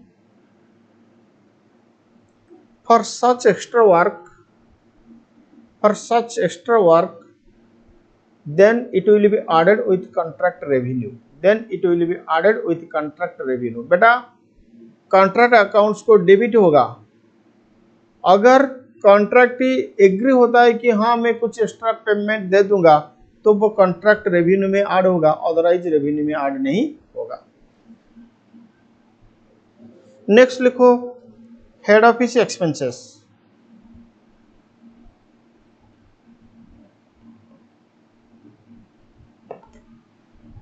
देखो जो भी HO का खर्चा होता है कुछ पोर्शन हम कॉन्ट्रैक्ट को अपोर्शन करते हैं, तो जितना पोर्शन अपोर्शन होगा वो कॉन्ट्रैक्ट अकाउंट्स को डेबिट हो जाएगा। तो लिखो शेयर ऑफ एचओ एक्सपेंसेस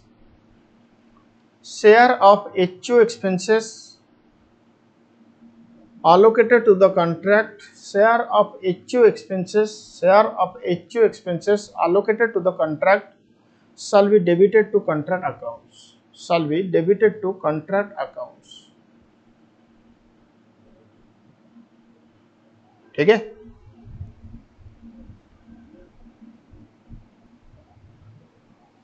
चलो ये हो गया। अब हम कॉन्ट्रैक्ट अकाउंट्स का फॉर्मेट देखेंगे, फिर फॉर्मेट में जो आइटम्स आएगा उसको समझेंगे, फिर उसके बाद प्रॉब्लम सॉल्यूशन शुरू हो जाएगा। ठीक है, नेक्स्ट लिखो फॉर्मेट ऑफ कॉन्ट्रैक्ट अकाउंट्स।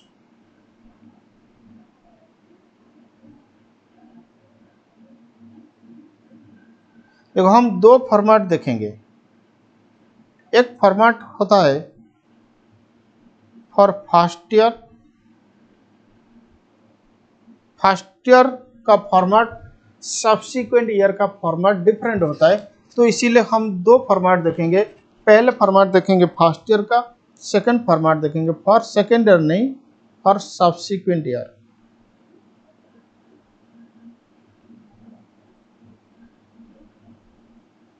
तो लिखो फॉर्मेट ऑफ कॉन्ट्रैक्ट अकाउंट्स या कॉन्ट्रैक्ट अकाउंट्स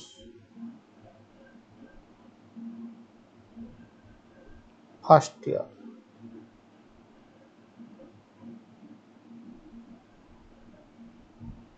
कॉन्ट्रैक्ट में जितना मटेरियल खर्चा हुआ कॉन्ट्रैक्ट को डेबिट होगा, तो टू मटेरियल इश्यूड। मैंने बोला था जो मटेरियल स्टोर से इश्यू होगा वो कॉन्ट्रैक्ट को डेबिट होगा। फिर to material purchased to direct wages to direct expenses. अगर एक कॉन्ट्रैक्ट किसी दूसरे कॉन्ट्रैक्ट से मटेरियल रिसीव कर रहा है तो डेबिट होगा, अगर एक कॉन्ट्रैक्ट किसी दूसरे कॉन्ट्रैक्ट को मटेरियल सेंड कर रहा है तो वो क्रेडिट होगा। तो to material received from other site, फिर to depreciation to HO expenses to cost of extra work.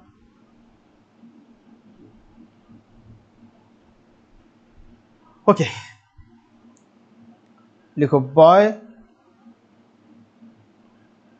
Work in progress. Working progress में दो चीज आएगा, एक आएगा value of work certified,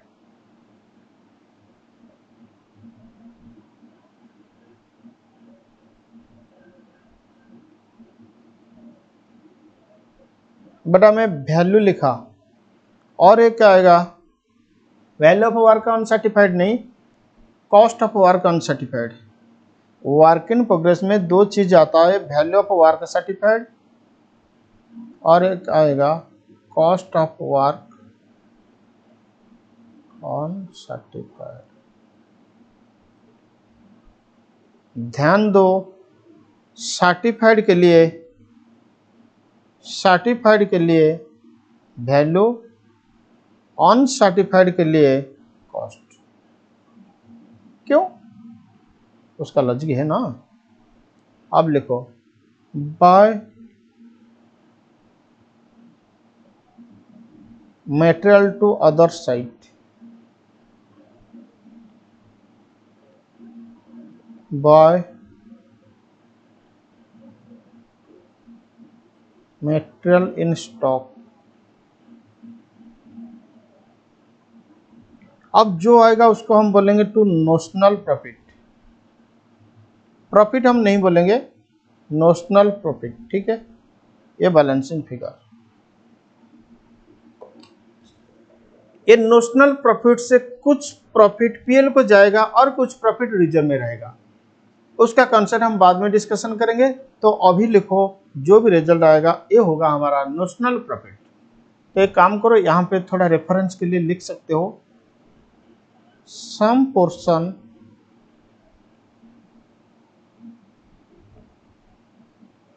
shall be transferred to PL, some portion shall be kept as reserve.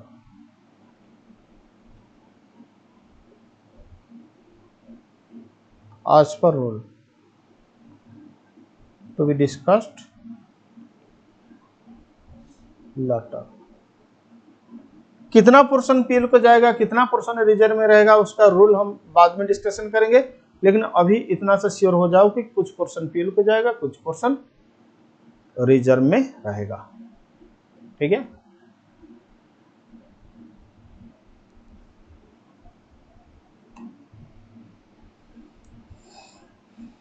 तो एक काम करो,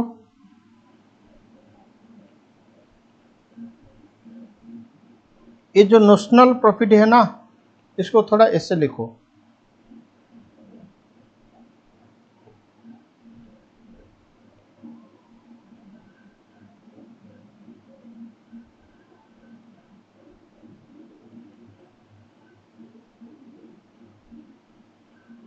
उसका कुछ पोर्शन टू पीएल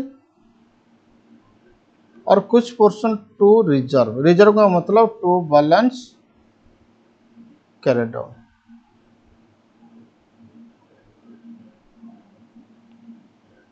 ठीक है, फिर कॉन्ट्रैक्ट अकाउंट्स नेक्स्ट ईयर हो जाएगा। Contract accounts subsequent year. ये देखो, जो मटेरियल स्टॉक में था वो डेबिट हो जाएगा टू, अच्छा टू बैलेंस, हाँ ठीक है, to opening stock of raw material. ठीक है, ये जो by work in progress, actually ये बाय बैलेंस से कैरी डाउन होता है, तो बाय वर्क इन प्रोग्रेस ये हो जाएगा टू WIP। अच्छा, ये जो वर्क इन प्रोग्रेस का ब्रैकेट में लिखो कैरी डाउन, ये हो जाएगा to WIP brought down. Working progress में दो चीज आएगा ना, value of work certified and cost of work uncertified. अच्छा, फिर टू मटेरियल जो भी आएगा, टू लेबर मतलब डायरेक्ट वेजेस जो भी आएगा, टू डायरेक्ट एक्सपेंसेस एक्सेट्रा। ये जो प्रॉफिट टू बैलेंस से कैरी डाउन हुआ था, ये इधर हो जाएगा बाय बैलेंस ब्रॉट डाउन, मतलब रिजर्व प्रॉफिट।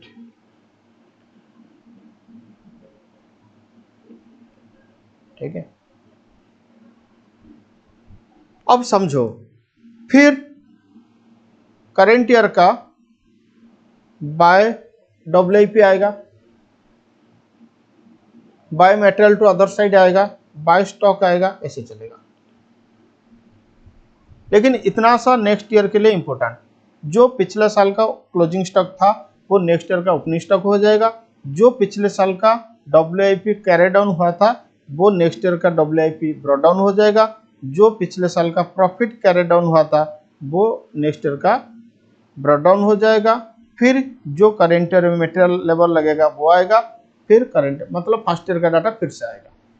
ये होगा, मतलब ये हुआ तुम्हारा कॉन्ट्रैक्ट अकाउंट्स का फॉर्मेट फर्स्ट ईयर का सेकेंड ईयर का। ठीक है,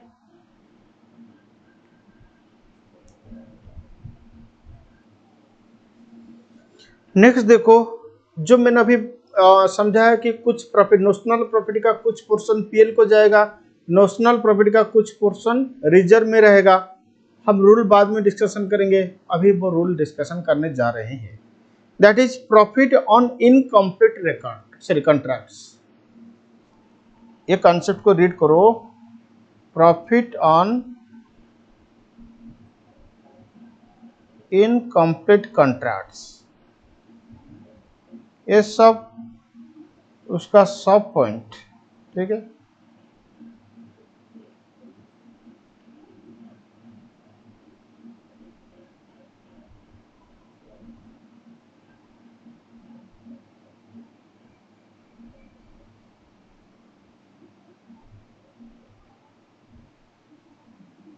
रीड करो।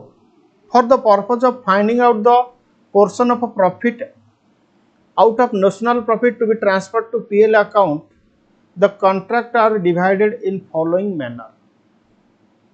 मैंने अभी अभी समझाया था कि जो भी नोशनल प्रॉफिट होगा उसका कुछ पोर्शन पीएल को जाएगा, कुछ पोर्शन रिजर्व में रहेगा। उसके लिए हम कॉन्ट्रैक्ट को इस तरह क्लासिफिकेशन करते हैं।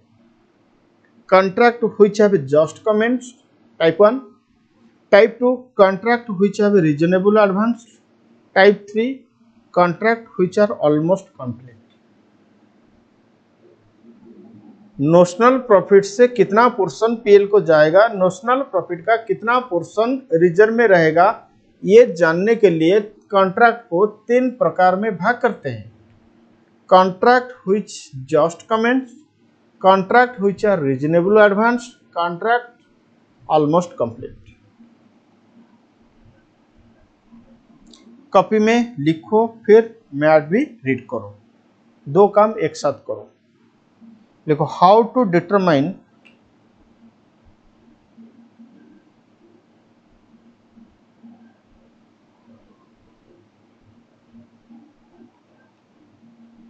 Amount of profit to be transferred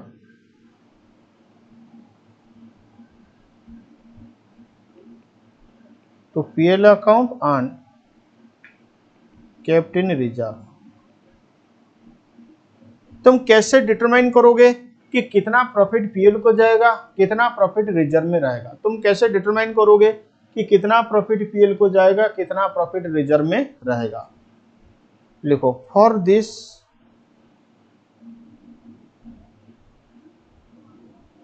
contract is classified into following types. इसके लिए कॉन्ट्रैक्ट को हम ये सारे प्रकार में भाग करते हैं। Contract which has just commenced, अभी अभी शुरू हुआ है, काम नहीं हुआ है, जस्ट शुरू हुआ है, 10-20% काम हुआ है, 1/4 से कम होगा तो उसको कहते हैं contract which has just commenced. फिर उसके बाद contract which is reasonably advanced. Majority पैसा मिल चुका है, कॉन्ट्रैक्ट जिसके लिए मेजॉरिटी, ऑल सारे पैसा नहीं, मेजॉरिटी पैसा मिल चुका है। फिर कॉन्ट्रैक्ट ऑफ ऑलमोस्ट कंप्लीट,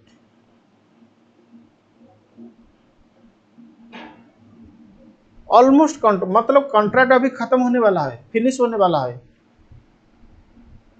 ठीक है, देखो अगर 25% से कम काम हुआ है तो वो हो जाएगा contract which has just commenced.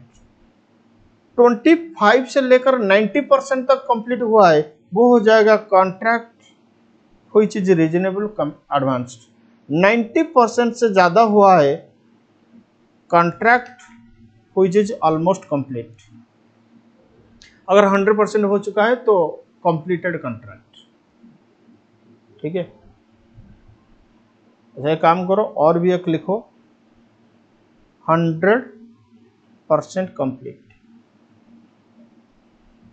4 प्रकार का कॉन्ट्रैक्ट। कितना प्रॉफिट पीएल को जाएगा, कितना प्रॉफिट रिजर्व में रहेगा, ये जानने के लिए हम कॉन्ट्रैक्ट को 4 भाग में भाग करते हैं।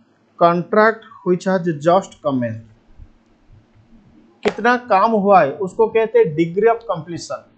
कितना काम हुआ है उसको कहते हैं डिग्री ऑफ कंप्लीशन। तो डिग्री ऑफ कंप्लीशन 20% और बिलो।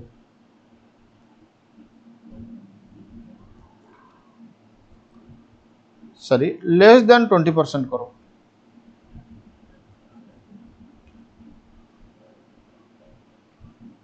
DOC less than 25%।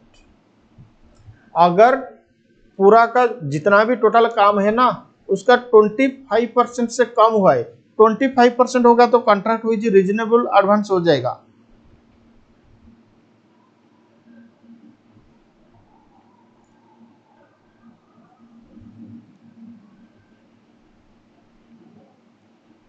अभी रीड करो इसको।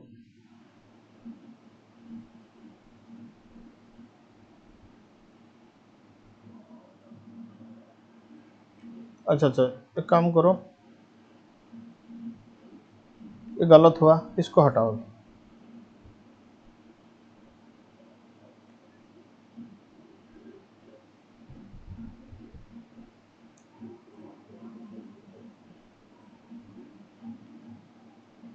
अब इसको रीड करो। Contract which have just comment, in this case no portion of notional profit shall be transferred to PL accounts, underline the word no। अरे ये क्या हो रहा है,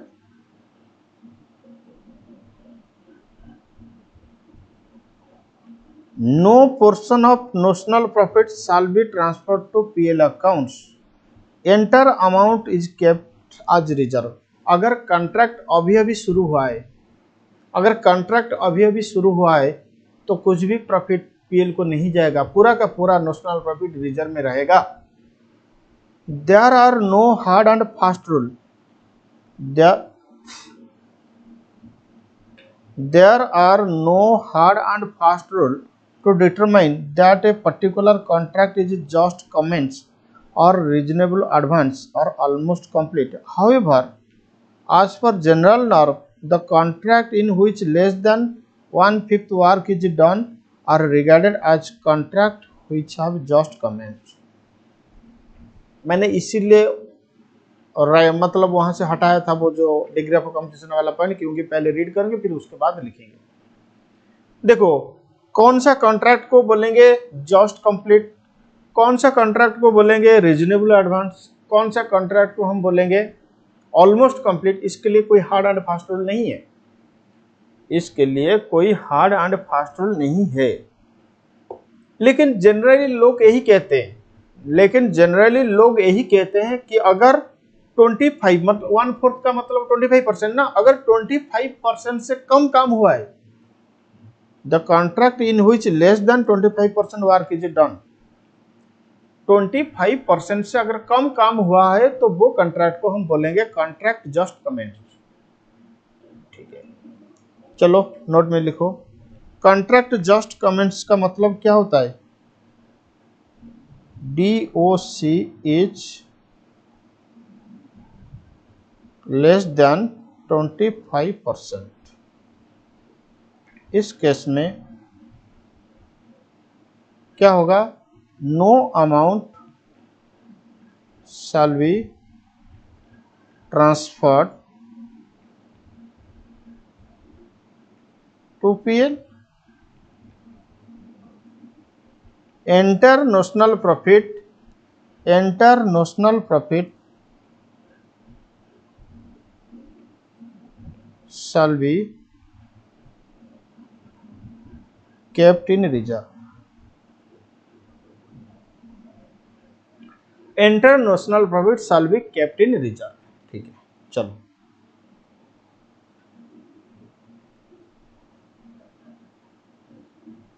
अब देखो, contract which have reasonable advanced,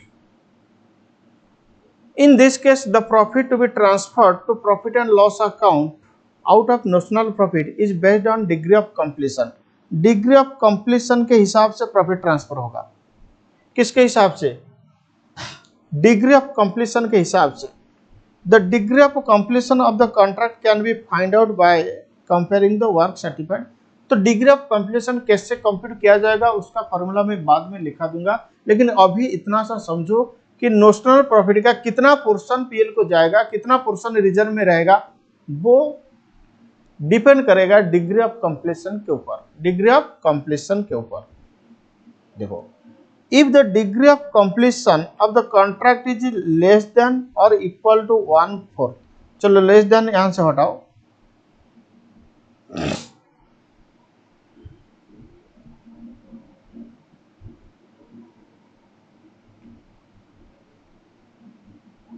अच्छा अच्छा ठीक है।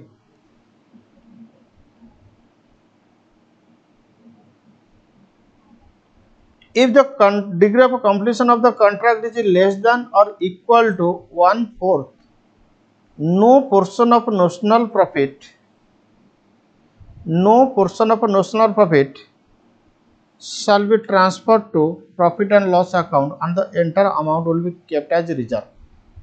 ठीक है, ये पॉइंट ऑलरेडी हो चुका है डिस्कशन, क्योंकि up to 25% degree of completion. देखो बेटा, इसके लिए कोई हार्ड एंड फास्ट रूल नहीं है। कोई कहते हैं कि 25% तक no profit transfer to PL, कोई कहते हैं कि नहीं नहीं 25% होगा तो प्रॉफिट ट्रांसफर करो, 25 से कम होगा।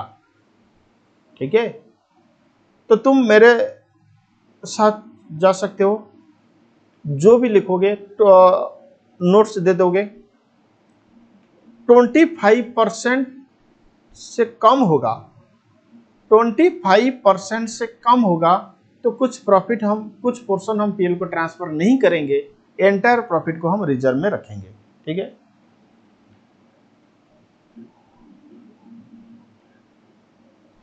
If the degree of completion is greater than 1/4 but less than half, half का मतलब 50%। पहले पॉइंट्स रीड करो, फिर मैं बाद में लिखा दूंगा। 1/3 of the notional profit shall be transferred to the PL account and the remaining amount will be kept as reserve. If the degree of completion is more than or equal to half, 2/3 profit notional profit shall be transferred to amount। फिर उसके साथ multiply होगा cash received by work certified.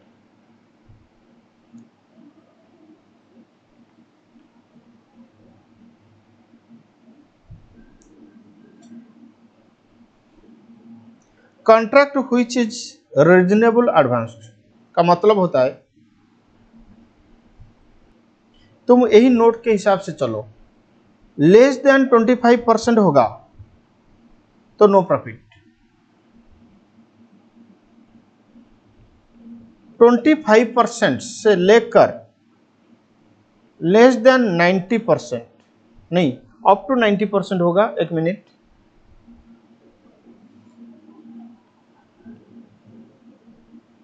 Twenty 25% से लेकर 90% तक वो हो जाएगा कॉन्ट्रैक्ट विथ रीजनेबल एडवांस्ड। फिर ग्रेटर देन 90 से 99% तक वो होगा contract of almost complete. Contract of almost complete 100% होगा तो 100% कंप्लीट।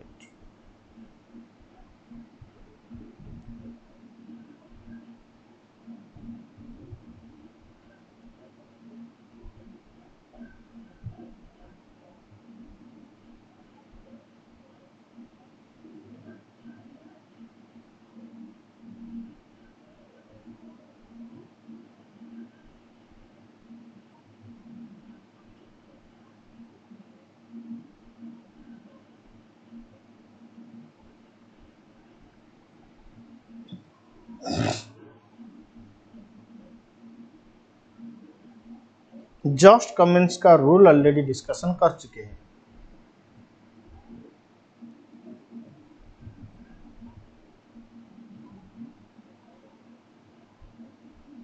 बोलो, डीओसी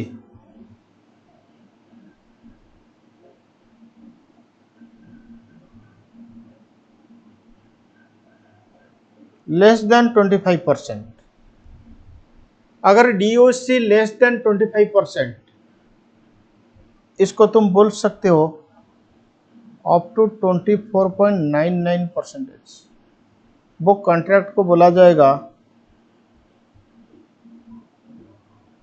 कॉन्ट्रैक्ट जस्ट कमेंट। ठीक है,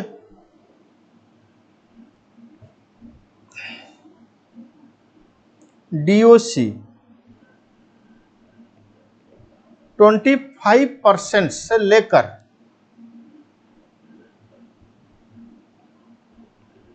90% तक, एग्जैक्ट 25% होगा तो सेकेंड स्लैब में आएगा, उसको बोलते हैं कॉन्ट्रैक्ट रीजनेबली एडवांस्ड।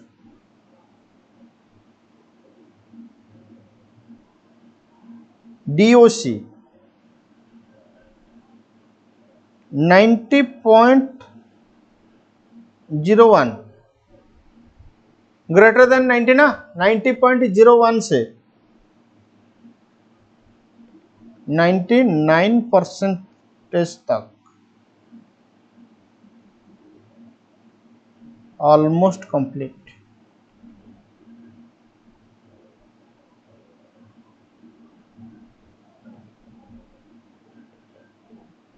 नाइन्टी 99.01 से 100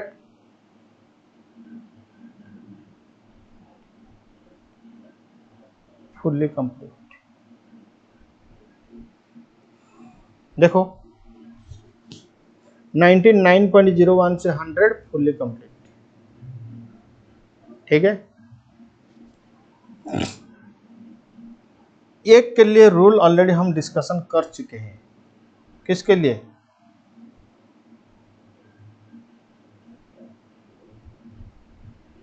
कॉन्ट्रैक्ट जस्ट कमेंट्स। अगर कॉन्ट्रैक्ट जस्ट कमेंट्स में आता है तो no profit will be transfer to PL, पूरा का पूरा profit will be kept as reserve. No profit will be transfer to PL, पूरा का पूरा profit will be kept as reserve, पूरा का पूरा profit will be kept as reserve, ठीक है। नेक्स्ट लिखो, rule for contract reasonably advanced.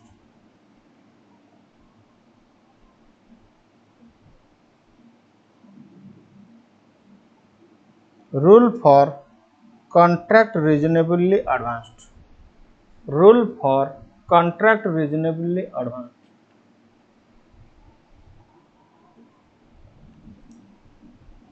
देखो कॉन्ट्रैक्ट रीजनेबली एडवांस का डिग्री ऑफ कंप्लीशन 25% से लेकर 90% तक आता है। 25% से लेकर 90% तक आएगा ना, हाँ।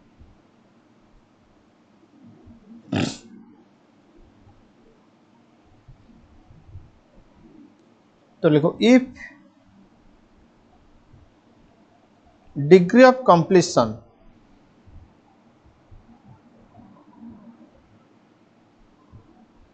if degree of completion is 25% or more but less than 50%, इसका दो कैटेगरी होगा ना। अच्छा, इसको हम ऐसे लिखते हैं, इसका 25% से लेकर 90% तक, इसको हम दो भाग में भाग करते हैं।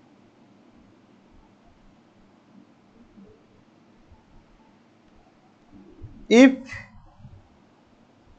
DOC is 25% or more but less than 50%, 50% का मतलब half, then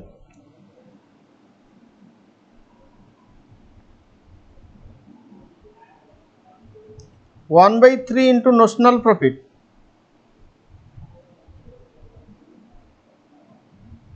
into cash received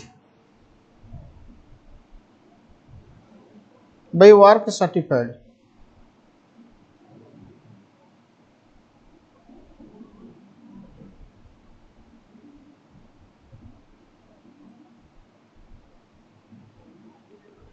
will be transferred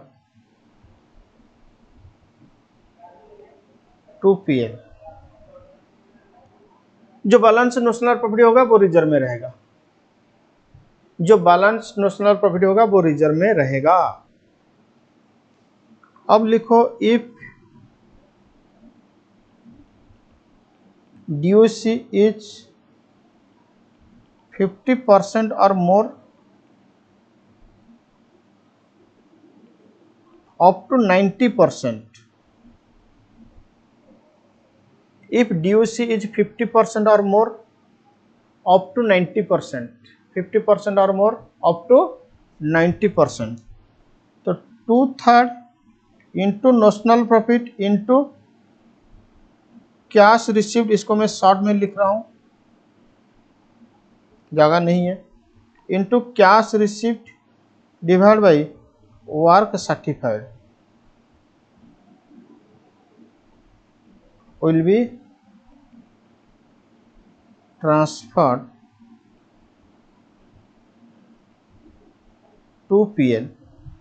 जो बैलेंस होगा वो रिजर्व में रहेगा, जो बैलेंस होगा वो रिजर्व में रहेगा। ठीक है, 90% तक हो गया।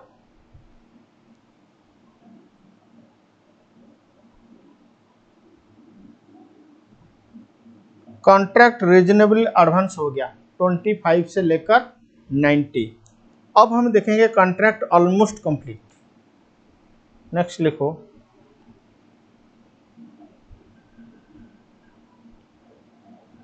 रूल फॉर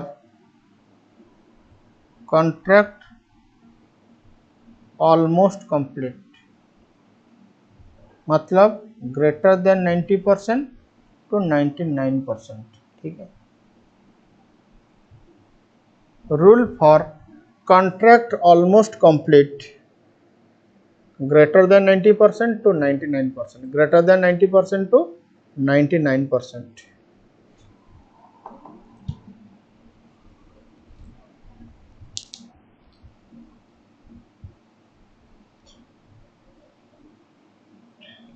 देखो in this case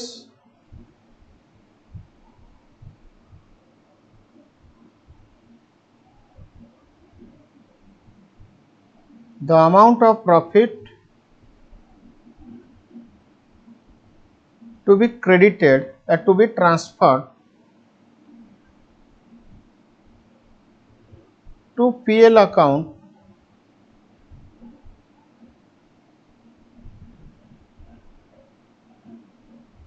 may be ascertained by applying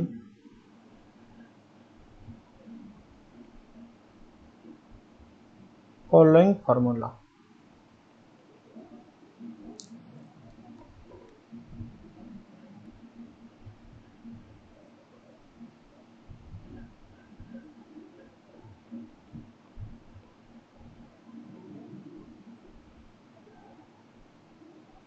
estimated profit into cash received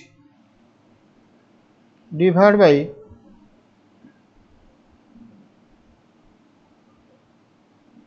contract price। एक चीज ध्यान दो, इधर estimated profit not notional profit.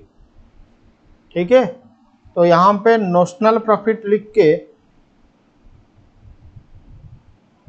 काट दो, इधर नोशनल प्रॉफिट के हिसाब से ट्रांसफर नहीं होगा, इधर एस्टिमेटेड प्रॉफिट के हिसाब से ट्रांसफर होगा। आप बोलेंगे सर ये एस्टिमेटेड प्रॉफिट क्या है, एस्टिमेटेड प्रॉफिट क्या है मैं सिखाऊंगा आगे। इस केस में क्या था, नोशनल प्रॉफिट, यहां पे भी क्या था नोशनल प्रॉफिट, लेकिन यहां पे क्या है estimated profit into cash received divide by contract price. अब बोलेंगे सर नोट लिखो इधर एक,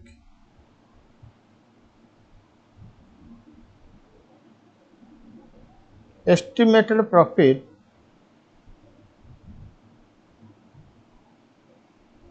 मीन्स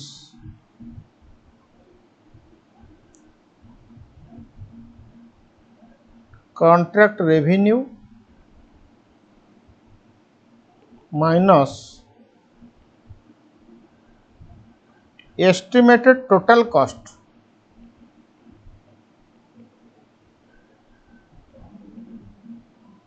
ये हो जाएगा एस्टिमेटेड प्रॉफिट।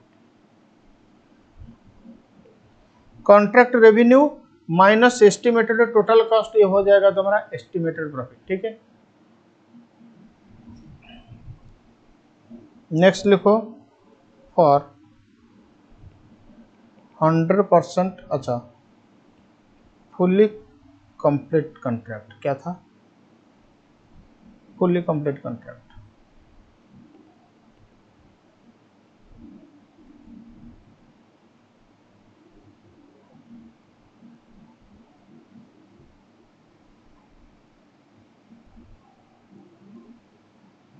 देखो amount to be transferred to PL account is equal to notional profit into cash receipt divided by work certified।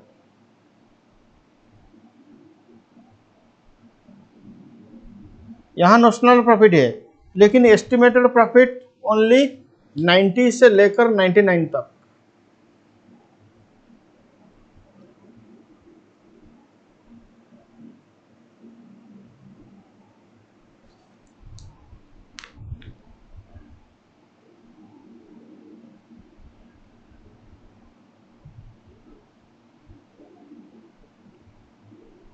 यहाँ पे अंडरस्टैंडिंग के लिए एक पॉइंट लिखो, ये जो एस्टिमेटेड टोटल कॉस्ट है ना, इसको लिखो। एस्टिमेटेड टोटल कॉस्ट का मतलब होता है cost incurred till date plus cost to be incurred. आज तक कितना खर्चा हुआ है प्लस आगे कितना खर्चा होगा, इसको कहते हैं एस्टिमेटेड टोटल कॉस्ट। आज तक कितना खर्चा हुआ है प्लस आगे कितना खर्चा होगा, इसको कहते हैं एस्टिमेटेड टोटल कॉस्ट। ठीक है, चलो तुम एक काम करो। अब बोलेंगे सर ये डिग्री ऑफ कंप्लीशन कैसे कैलकुलेशन होगा, लिखो लिखो note, degree of completion will be calculated in following manner। degree of completion will be calculated in following manner। देखो DOC is equal to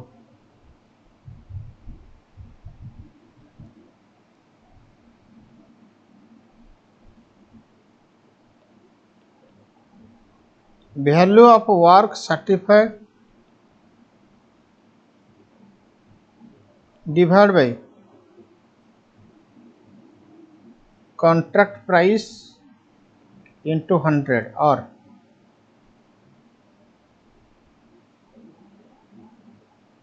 cost incurred till date divided by total estimated cost into 100। Total estimated cost में दो चीजें आएगा, cost incurred till date plus cost to be incurred. Total estimated cost में दो चीज आएगा, cost incurred till date plus cost to be incurred. एक काम करो, कॉन्ट्रैक्ट कॉस्टिंग का पूरा कॉन्सेप्ट ऑलरेडी डिस्कशन हो चुका है और कुछ भी कॉन्सेप्ट नहीं बचा है कि डिस्कशन करने के लिए। जो भी होगा आगे का डिस्कशन प्रॉब्लम में इस कॉन्सेप्ट को हम अप्लाई करेंगे और 3-4 क्लास तो लगेगा, लेकिन बाकी जो 3-4 क्लास है ना, वो सारे क्लासेस में हम एक कॉन्सेप्ट को अप्लाई करेंगे प्रॉब्लम में, प्रॉब्लम कैसे सॉल्व करेंगे। लेकिन कॉन्ट्रैक्ट कॉस्टिंग में कॉन्सेप्ट इतना सा ही है। ठीक है, आज के लिए इतना। Thank you, tata, bye bye. अगर ये क्लास तुम्हें अच्छा लगा तो डेफिनेटली प्लीज मेरे चैनल को सब्सक्राइब करो, फिर कमेंट में लिखो कि सर मतलब तुम्हें जो लग रहा है मेरे क्लासेस कैसा लग रहा है, तुम कमेंट में लिखो। अगर एक भी स्टूडेंट एक क्लास को देख के कमेंट नहीं दिया तो मैं यही समझूंगा कि वो क्लास अच्छा नहीं लगा, आगे मैं क्लास और नहीं दूंगा, पढ़ाई छोड़ दूंगा। नहीं सर ऐसा मत कीजिए, नहीं मत कीजिए मतलब तुम कमेंट लिखो, तुम्हें कमेंट लिखना पड़ेगा। कमेंट लिखोगे तुम्हारा नाम भी आएगा, तो मुझे बहुत खुशी लगेगा कि हाँ ये कमेंट लिखा कि इसको अच्छा लगा, इसको अच्छा लगा। तो अगर तुम कमेंट नहीं लिखोगे, मैं सच में कह रहा हूँ, और क्लासेस अपलोड नहीं करूंगा। This will be my last class. Thank you, tata, bye bye.